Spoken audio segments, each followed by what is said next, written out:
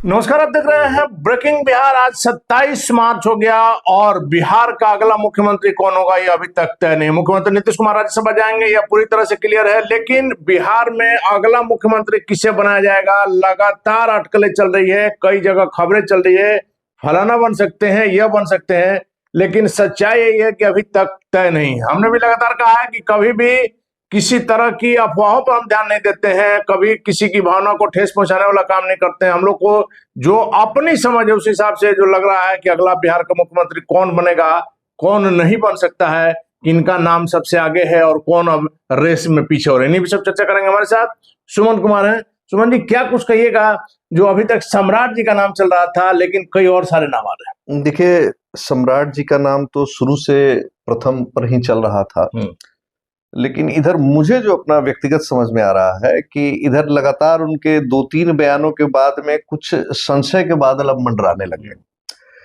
कल जिस प्रकार से उन्होंने बोला कि नीतीश कुमार की समृद्धि यात्रा के दरमियान में उन्होंने बोला कि सम्राट अशोक की चर्चा की, महात्मा बुद्ध की चर्चा की। उन्होंने कहा कि उनसे जब मिलना हुआ, हालांकि अब इसको थोड़ा तोड़ मरोड़ के भी पेश किया जा सकता है कि देखिए वो तो विचारों का मिलने की बात की है, फिजिकल मिलने की बात नहीं हुई, क्योंकि अगर सम्राट तकरीबन 250 साल का गैपिंग होता है, और जिस प्रकार से सम्राट चौधरी ने ये बात कहा, तो मैं फिर से कह रहा हूं कि अब ये कहा जाएगा कि इनको तोड़ मरोड़ को पेश किया गया। उन्होंने उनके विचारों से मिलने के बात किया। आप कई बार बोलते हैं कि हम भगवान से मिले, तो भगवान से नहीं मिले, भगवान के विचारों से मिले, भगवान के विचारों को हम समझें। तो इस तरीके से बात की जाएगी। बक्सर में भी कुछ उन्होंने कहा था वामन भगवान के बारे में, नीतीश कुमार ही बाहर निकालेंगे, क्या क्या करेंगे। तो इन मुद्दों पर, विवादास्पद मुद्दों पर हम जाना नहीं चाहते हैं, लेकिन ये बात सत्य है कि तमाम मीडिया संस्थानों ने और तमाम, आप देखेंगे कि जो भी लोग पत्रकारिता के क्षेत्र में हैं, उनके जुबान पर सिर्फ और सिर्फ सम्राट चौधरी का ही नाम था। लेकिन इधर कुछ दिनों का ग्राफ अगर देखा जाए तो वो ग्राफ थोड़ा घटता हुआ दिख रहा है। मतलब सम्राट जी की तेजी पर ब्रेक लग रहा है क्या? नहीं, ब्रेक लग रहा है ऐसा हम नहीं बोलेंगे, लेकिन हाँ, ये नहीं कहेंगे कि सम्राट चौधरी ही एकमात्र नाम चल रहे हैं। बड़े नाम तो कई, देखिए नाम कई चल रहे हैं, और सबका लॉजिक हम आपको पहले भी बोले थे, और कई हमने कुछ और चैनल्स पर भी बोला हुआ था लगातार कि देखिए, मेरी जो समझ है कि बिहार का अगला मुख्यमंत्री जो है वो ईबीसी, दलित या महिला बनेगा। अब क्यों बनेगा उसका भी कारण हम स्पष्ट करना चाहेंगे। देखिए, लगातार आपने देखा होगा कि सवर्ण समाज में राजनीतिक तौर से अगर बात की जाए तो भूमिहार और राजपूत काफी एग्रेशन भी दिखाता है। हम सवर्णों से ही स्टार्ट करते हैं, और लगातार ये लोग अपनी बेबाकी के कारण, अपनी बोली के कारण, और कार्य राजनीति में जिस प्रकार से इनका हस्तक्षेप है, उसके कारण इन लोगों का नाम लिया जाता है लगातार। जैसे कि राजपूत समाज के द्वारा कहा जाता है कि देखिए भैया, हमारे तो 30 से ऊपर विधायक है, तकरीबन 32 के आसपास में विधायक हैं, और इसके बावजूद जो है केंद्र में मंत्रिमंडल में हमको जगह नहीं मिलता है, केंद्र में मंत्रिमंडल में जगह नहीं मिलता है। और देखिए, राज्यसभा में पवन सिंह के मुद्दे के बाद भी राजपूत समाज काफी नाराज हुआ कि भाई पवन सिंह को आपने नहीं भेजा राज्यसभा से। भाजपा ने भूमिहार को, राजपूत को तो साफ कर ही न दिया। लेकिन ऐसा होता है कि सवर्ण नहीं बनेगा, जहां तक हम लोगों की समझ। उसका कारण हम बता रहे हैं।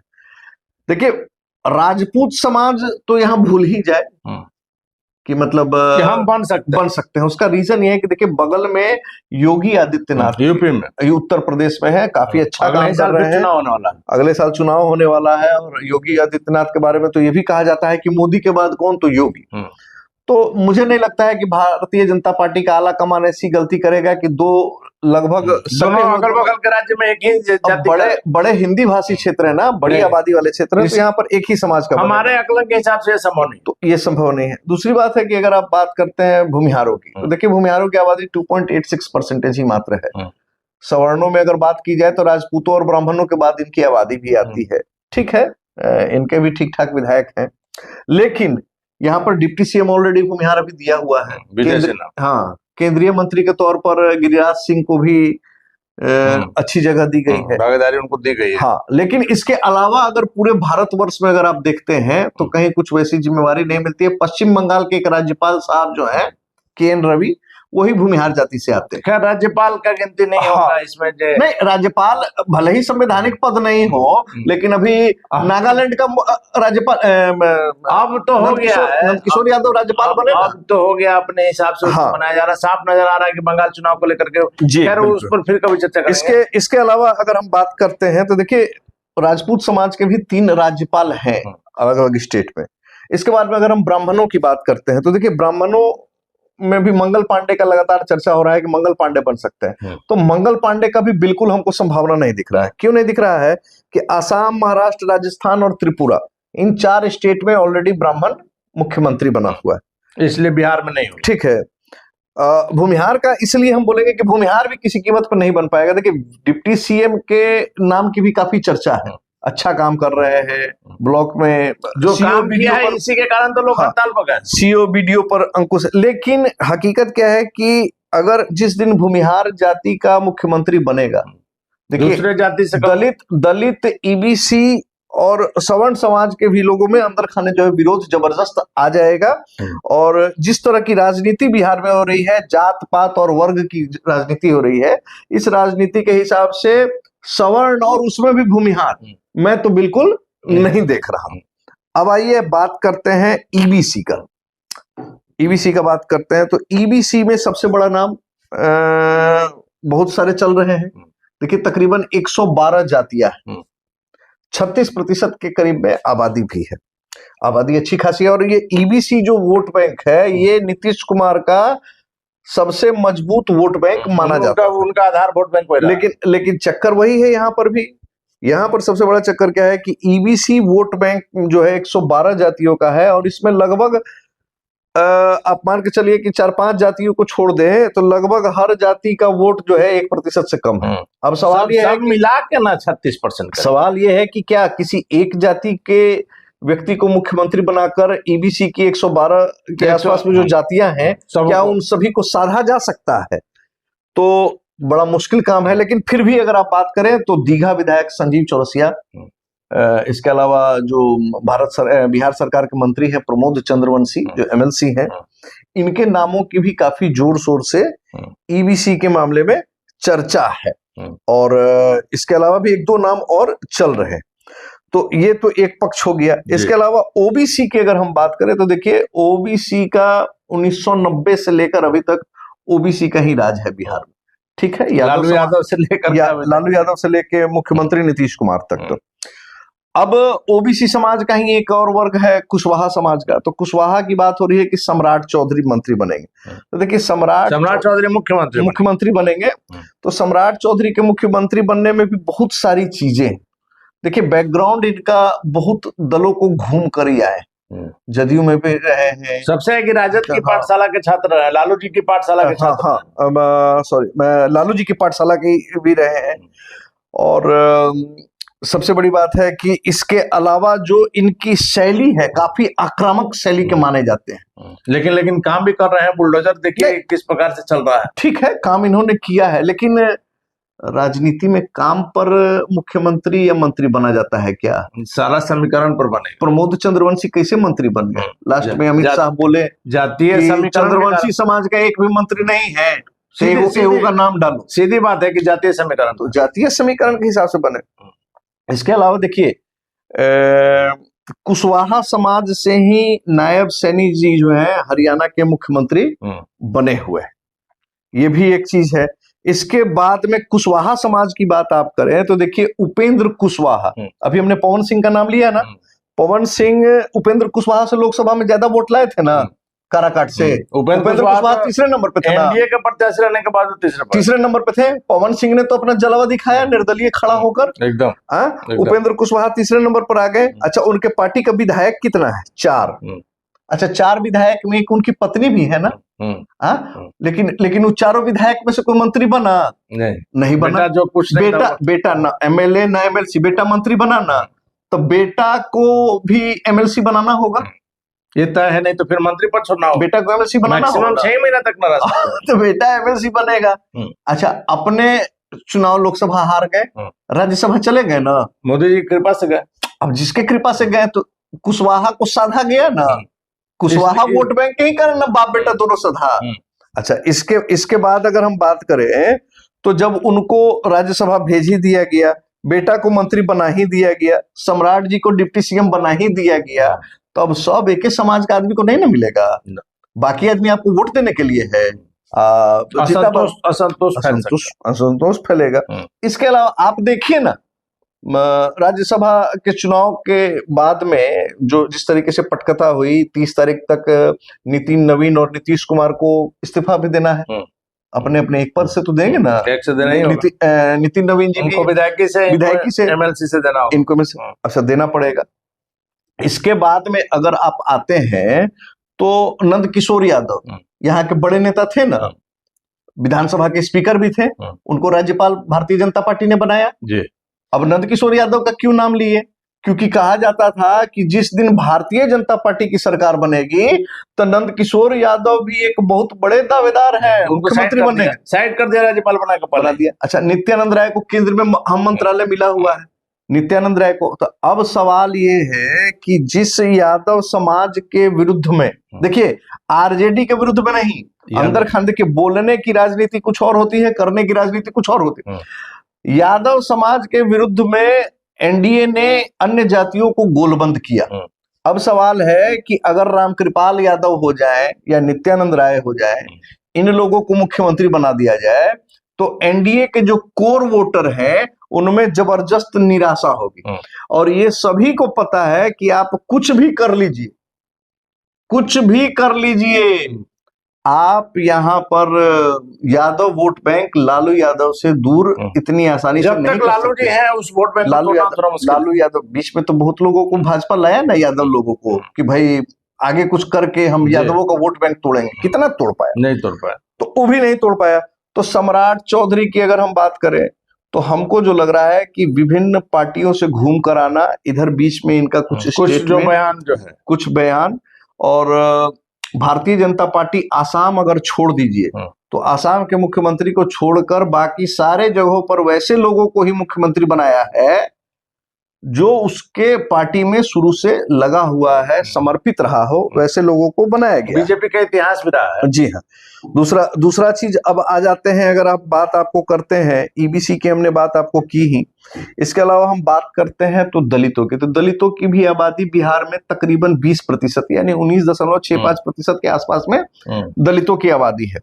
तकरीबन 5.26% के आसपास में रविदास की होगी, 5.3 के आसपास में पासवानों की होगी। अब देखिए दलितों की आबादी में जो तकरीबन 20% की आबादी है, इसमें 3 जातियां बहुत बड़ी जातियां कही जाती हैं। एक पासवान, दूसरा रविदास और तीसरा माझी समुदाय, जिसको मुसहर भी बोलते हैं, जिसके जीतन राम माझी और एक बड़े लीडर। पासवान समाज जो कि राजनीतिक रूप से बड़ा सामाजिक और राजनीतिक तौर से काफी तेज तर्रार जाती है, और दलितों में सबसे ज्यादा सुखी संपन्न भी इसी को माना जाता है। तो उसके नेता आपको चिराग पासवान है। अब बचा सवाल कि रविदास, जिसको बिहार में चमार जाति के नाम से भी जाना जाता है, जिसमें जनक चमार है, भारतीय जनता पार्टी के रविदास समाज के एक बड़े नेता है। लेकिन जनक चमार की स्थिति क्या है कि उनको आगे करके दलितों के एक बड़े वर्ग को भाजपा साधने का प्रयास कर सकती है। दूसरी बात है कि भारतीय जनता पार्टी इसलिए भी दलित वर्ग से बना सकती है, और ईबीसी वर्ग से हम बता रहे हैं कि भारतीय जनता पार्टी के जितने भी राज्यों में मुख्यमंत्री हैं, कोई भी एक दलित या ईबीसी नहीं, ठीक है। तो दलित वर्ग से अगर जनक चमार आगे आते हैं तो भारतीय जनता पार्टी दलित वर्ग का एक बड़ा नेता सामने ला सकती है। बिहार की राजनीति में शांत प्रवृत्ति के माने जाते हैं जनक चमार, और सबसे बड़ी बात उनके साथ में है कि शांत प्रवृत्ति के हैं, लेकिन उनके साथ भी एक डिमेरिट है। अब डिमेरिट उनके साथ में क्या है कि जनक राम जी भी जो है 2014 लोकसभा चुनाव से पहले आए थे, गोपालगंज से चुनाव लड़ा, फिर सांसद भी बने। तो उनकी प्रतिबद्धता अगर आप देखते हैं, जो हमने बताया आपको सम्राट चौधरी के बारे में, तो उनकी प्रतिबद्धता जो अगर आप देखते हैं तो भारतीय जनता पार्टी के साथ उनका भी बहुत पुराना नहीं। वैसे में इतनी अहम जिम्मेवारी देखिए, युवा है, बहुत ज्यादा उम्र भी नहीं, मंत्री भी रह चुके हैं, मंत्री हैं, अगले 15-20 साल तक की राजनीति खूब कर सकते हैं। चाहे वो सम्राट चौधरी हो, जनक राम हो, ये लोग अगले 15-20 साल की राजनीति कर सकते हैं और अपने अपने जाति के ये बड़े सर्वमान्य नेता बन सकते हैं। लेकिन देखना होगा भारतीय जनता पार्टी को कि आखिर ऐसी स्थिति में जनक राम को वो कैसे आगे कर पाती है। क्या बिहार का जिस प्रकार से जो जातीय समीकरण है, जिस प्रकार से हम आए दिन ये बात आती है कि दलितों को दबाया जा रहा है, दलित उत्पीड़न हो रहा है, दलितों पर अत्याचार हो रहा है, तो इन तमाम मुद्दों पर क्या दलित मुख्यमंत्री को बनाकर भारतीय जनता पार्टी संपूर्ण बिहार का ही नहीं, बिहार के माध्यम से आने वाले अन्य प्रदेशों के चुनाव में चाहे वो उत्तर प्रदेश हो, बंगाल हो, पंजाब हो, देखिए दलितों की आबादी तो हर जगह है। तो भारतीय जनता पार्टी एक ये भी संदेश दे सकती है कि देखिए हम लोगों को कहता है कि हम लोग दलित उत्पीड़न करते हैं, दलितों के हमारे राज्य में अत्याचार होता है, भैया हम तो दलित को जहां मौका मिला देखिए हमने मुख्यमंत्री बनाने का कार्य किया। तीर से आपको कई निशान साध। हाँ, और देखिए मैंने शुरू से बोला कि शुरुआत में जब देश का आजादी हुआ तो सवर्णों के हाथ में सत्ता गई, ताकत गया।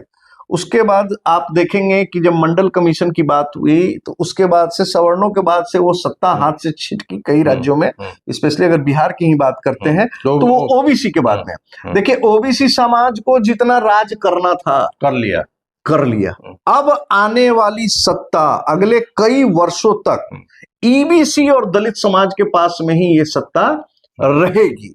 इसके अलावा अगर हम बात करते हैं तो देखिए एक और वर्ग की बात करेंगे, ये किसी जाति में नहीं है, ठीक है, महिला, न जनरल है, न ओबीसी है, न एससी है, न एसटी है। देखिए 33% आरक्षण की बात हुई, संभवतः 2027 तक 33% आरक्षण जो है वो तमाम सीटों पर भी, जो विधानसभा और लोकसभा की सीटों है उन पर भी कार्रवाई की जाएगी। जिस प्रकार से बातें हो रही हैं कि विधानसभा की सीटों की संख्या बढ़ेगी, लोकसभा की सीटों की संख्या बढ़ेगी, इसके साथ ही 2011 के जनगणना को पैमाना बनाकर या 2027 तक अगर भारत सरकार जनगणना करा लेती है तो नहीं तो फिर इन दोनों स्थिति में किसी में भी को पैमाना बनाकर महिलाओं के लिए भी सीटों को निर्धारित किया जाएगा। और भारतीय जनता पार्टी, जिसका दिल्ली में मुख्यमंत्री जो है वो एक महिला है, लेकिन दिल्ली बहुत छोटा स्टेट है, बिहार बहुत बड़ा राज्य है आपको, तो जिसमें 40 लोकसभा सीट है, 243 विधानसभा सीट है। तो ऐसे राज्य में किसी महिला, और अगर संजोग से वो महिला ईबीसी वर्ग की हो गई तो सोने पर सुहागा हो गया। तो हाँ, तो ई हो जाएगा सोने पर सुहागा। तो भारतीय जनता पार्टी यहां पर भी एक तीर से दो शिकार कर सकती है, ये संदेश दे सकती है कि देखिए हमने आधी आबादी को सबसे पहला तो कानून बनाकर उनके लिए सीटें रिजर्व की, 33% रिजर्व कर दिया, उसके बाद की राजधानी दिल्ली में बना दिया।